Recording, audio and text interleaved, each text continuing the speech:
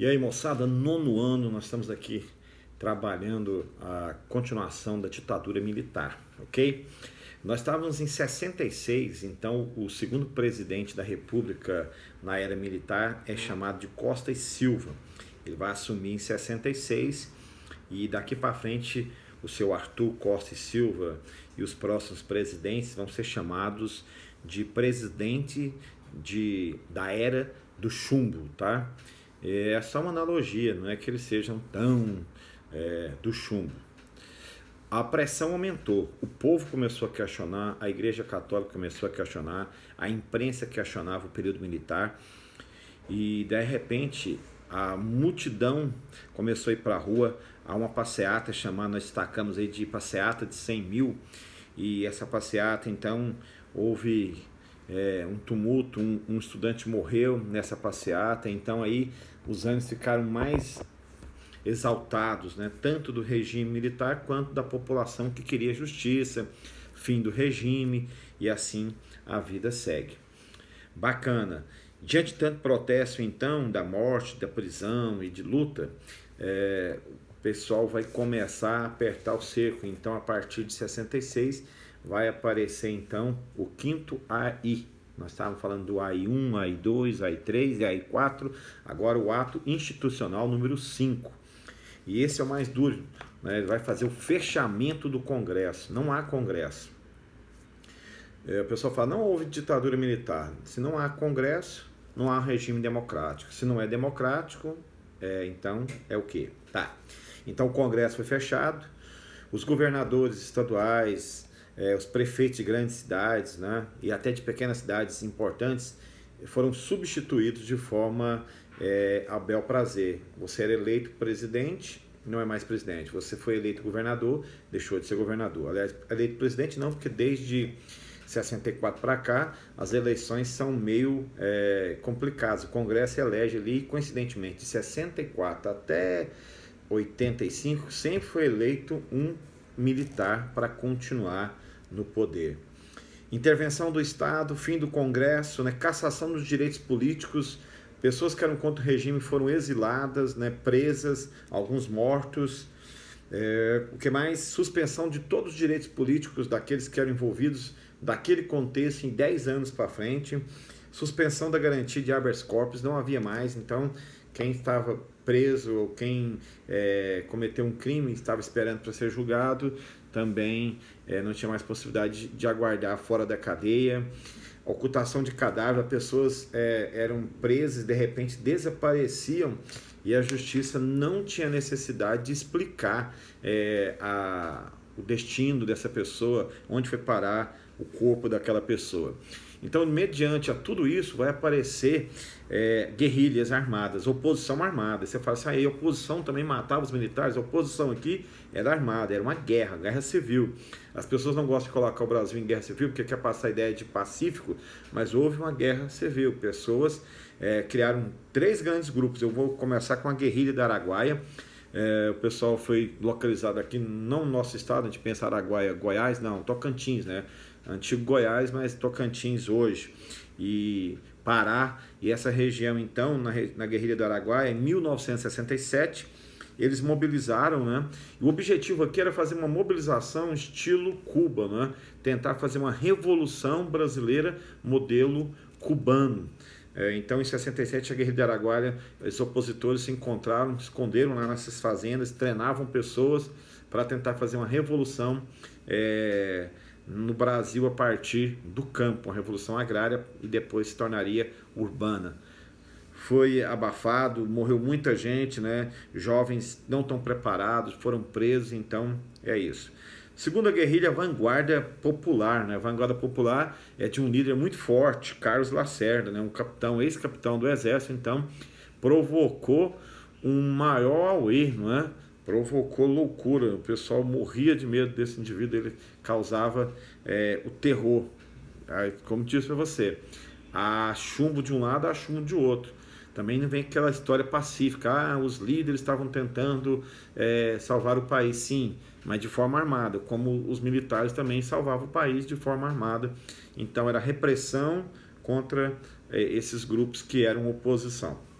Em 70, vai criar a ALN, Ação Libertadora Nacional. Esse grupo aqui vai conseguir fazer dois grandes sequestros, né? Um embaixador alemão e o outro norte-americano. E eles faziam isso e trocavam essas pessoas famosas presas em troca dos outros presos políticos e exilados, né? E eles conseguiram mobilizar um grupo bacana. Há um grupo trocou o embaixador inglês aqui por mais de 70 presos, e eles foram parar no Chile, né? Quando chegaram no Chile, os chilenos receberam como heróis, como povo que lutava contra a opressão. Isso foi no final de 71, 72, e aí quando chega 73, o Chile também recebe um golpe, né, militar. E aqueles brasileiros que viviam lá já como heróis de guerra, como povo da liberdade, foi perseguido e teve que voltar ou se exilar em outro país. Então, em 73. Bacana. Fechando o raciocínio lógico, nós temos o terceiro presidente, o Médici, né, 1969. Em Médici vai ter aqui um famoso milagre econômico. O ministro da Economia, 67 a 74, é Delfim Neto. E ele vai fazer o famoso milagre econômico. O que é o milagre econômico? Vai dar crédito para as empresas nacionais, juro baixo, isenção de impostos para as estrangeiras, vai diminuir, vai fazer o reajuste do salário mínimo menor do que o preço das inflações. Os reajustes do salário mínimo seriam sempre pequenos. Isso provoca um arroxo salarial, o salário valendo pouco, né? Então a classe média cresceu, os grandes empresários acharam barato, o povão estava na pior. Delfim Neto tinha uma definição assim que os empresários gostam de usar, né? O bolo, para ser dividido, tem que crescer. Então, primeiro os empresários ficam ricos, depois que eles ficarem ricos, aí eles podem dividir o bolo com a moçada não tão rica. Isso é verdade.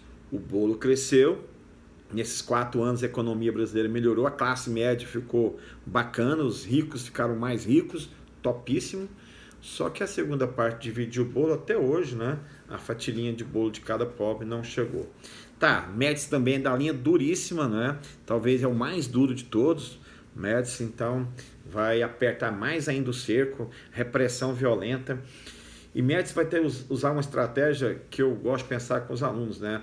Como o Brasil havia sido campeão, tricampeão mundial, Pelé tinha sido campeão mundial com seus colegas, aquele trio de ouro da seleção brasileira, eles vão utilizar essa propaganda da Copa para dizer que o país estava extremamente tranquilo, bacana, não é? Inclusive um dos slogans do Brasil era: Brasil, ame ou deixe. Você está aqui no país massa, não quer? Então vai embora, porque aqui o país é bom. Então eles foram colocados adesivos nos carros, nas repartições públicas, o slogan era esse, e era uma lavagem cerebral, né, na propaganda. O país que ganha o tricampeonato, o país que é tão bom que os brasileiros são os melhores do mundo. Aqui até os historiadores vão dizer que o mito Pelé nasce aqui nesse contexto, ou seja, o Pelé não era tão top assim, não era esse exagero todo, mas foi criado o super-homem do Brasil para desviar também o foco. Não imagina, seu pai morrendo na prisão, o pessoal comemorando o tricampeonato, enchendo os estádios de gente, coisa de doido. Futebol é coisa de doido, né? Você gosta, professor? Demais, mas é uma lavagem cerebral maluca. Imagina, o Brasil em plena repressão militar e o brasileiro sair na rua para comemorar samba e futebol e novela. Bacana. 74 assume o Geisel, né? É o homem da reabertura do regime, vai começar a abrir o regime. Ele também tem um slogan top, é assim: abertura do regime, lenta, gradual e segura. A gente não pode virar um país de novo democrático de uma vez, tem que ser lento, gradualmente e de forma segura. Ele vai fazer a transição, vai entrar o seu João Batista Figueiredo em 79, a primeira pressão muito grande da imprensa e da Igreja Católica, então vai ser liberado o exílio, né? Que vamos chamar de anistia, ou seja, aqueles presos políticos que saíram do Brasil pela questão militar vão poder voltar e continuar tocando as suas vidas. Presos aqui local são libertos também, então vai fazer a transição de forma lenta, segura e direta. Tá, sai desse indivíduo, nós vamos ter então, depois de João Batista Figueiredo, as campanhas de direta já, que vão ser muito fortes na década de 80, 83, 84, violentas campanhas diretas já, mas mesmo com as campanhas diretas já, a eleição em 85 foi indireta de novo, e dessa vez foi eleito Tancredo Neves, o avô do Aécio Neves aí, e esse indivíduo foi eleito, mas morreu antes da posse. Quem assume o país era o seu José Sarney, que era apoiado pelos militares, uma coisa de doido. Passa 20 e poucos anos sem ter eleição. Quando tem eleição, o candidato que é apoiado pelos militares não é eleito, mas aí o que é eleito morre e o vice assume. Mas aí vai ter a pressão também popular, e a próxima eleição é direta, é a eleição de 89, que vai eleger o seu Collor de Mello, que depois de 2 anos vai ser também deposto, né, pelo impeachment. Foi o primeiro presidente depois da era aí, militar a ser deposto, né? Depois vem a Dilma também, deposta entre aspas, e assim a vida segue do Brasil. Gente boa, estamos terminando esse período. Um grande abraço, fique em casa, fique em paz. Vamos fazer campanhas diretas para o Covid acabar.